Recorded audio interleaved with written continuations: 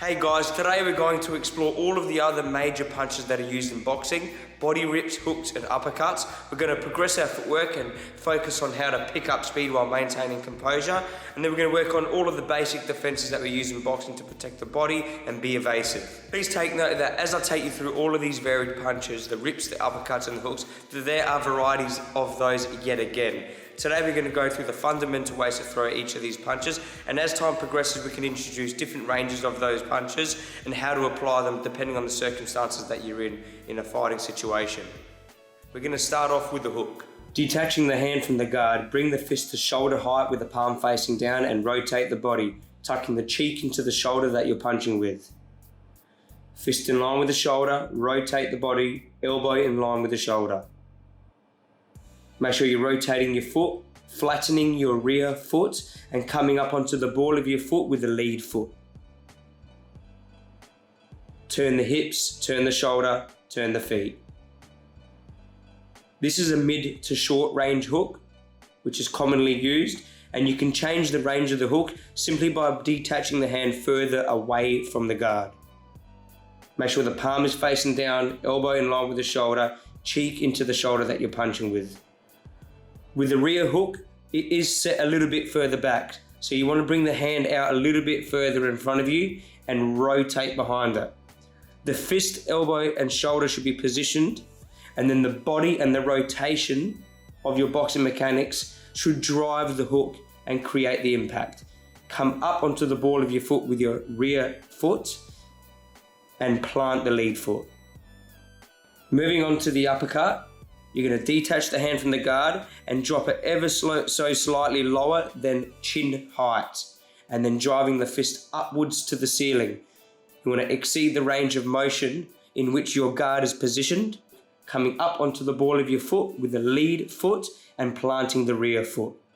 Try not to drop it too low to avoid any telegraphic motions that your opponent could potentially detect. This concept is applicable to all your punches. Minimal movement is the most effective.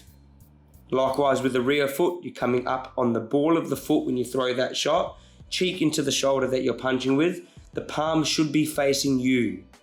Elbow in line with the fist and the shoulder, coming up onto the ball of your foot with that rear shot. Pull the opposite shoulder back to accentuate the rotation and the drive behind the punch. Cheek into the shoulder. Moving on to the body rip. It's almost a combination of the hook and the uppercut together. You want to wind up and drive behind it, transferring your weight onto the side that you're punching with. Coming up onto the ball of your foot and planting the rear foot. Make sure the opposite hand stays tight at the guard with all of these shots, guys, and visualize where the punch is going. You can see that I stop in line with my body, exactly where I want the punch to land. I'm driving my hip and my shoulder behind the punch. Likewise with the rear body rip, it's a similar application. Turning that right foot in, or in this case the rear foot in, as I rotate behind that punch, and turning the hip, shoulder and fist, driving behind that punch with my entire body and not isolating it to just the hand.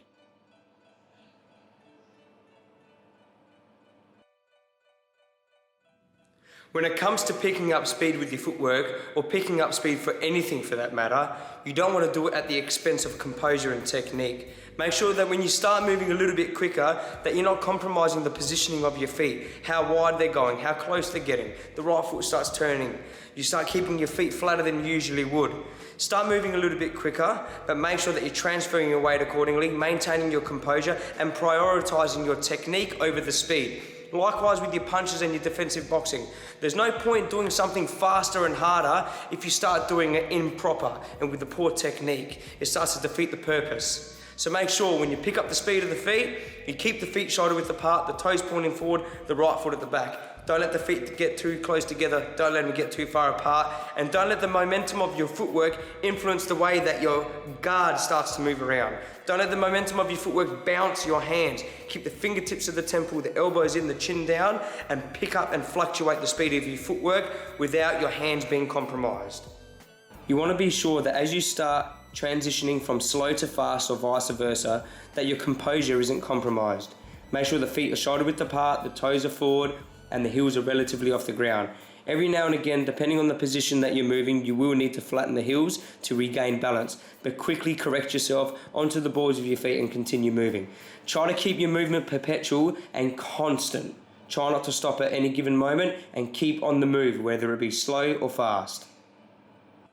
When it comes to shutting the guard, you want to be really assertive. Bring the elbows together and the pinky fingers together, clenching your fist and tilting the chin towards the chest. Make sure you clench and anticipate the arrival of your opponent's punches. Keep the lining of the knuckles just on the forehead so that you're not detaching your guard away from your head, in which case when you do receive punches, you'll end up punching yourself. Moving on to the shield. These are particularly useful against hooks. Not always will you have the opportunity to evade a hook. Slipping and rolling isn't always an option. So bringing that hand up, protecting the ear and the side of the head against a sudden hook is really effective. You want to bring the elbow up, clench the fist, and cover the side of the head. It's important to protect the head when defending the body. Straight punches and oftentimes long-range punches to the center of the stomach are difficult to avoid. Bring the elbows together to avoid those straight punches. Likewise to the side, if you're protecting the body from rounded punches and hooks and body rips, you want to bring that elbow down but still keep the hand at the side of the head to avoid any shots that may come up and catch you by surprise. Elbow down while keeping the hands up. Slipping is one of the most effective ways to evade straight punches and oftentimes hooks and uppercuts. When you slip, you want to roll your shoulder down and underneath the punch, dropping the hand ever so slightly so that you can see and keeping the opposite hand up. Soften the knees and collapse into the position that you're slipping. Roll the shoulder forward and keep your weight centered rather than leaning back and creating a greater distance from your opponent. Notice I keep my center of balance as I slip from left to right.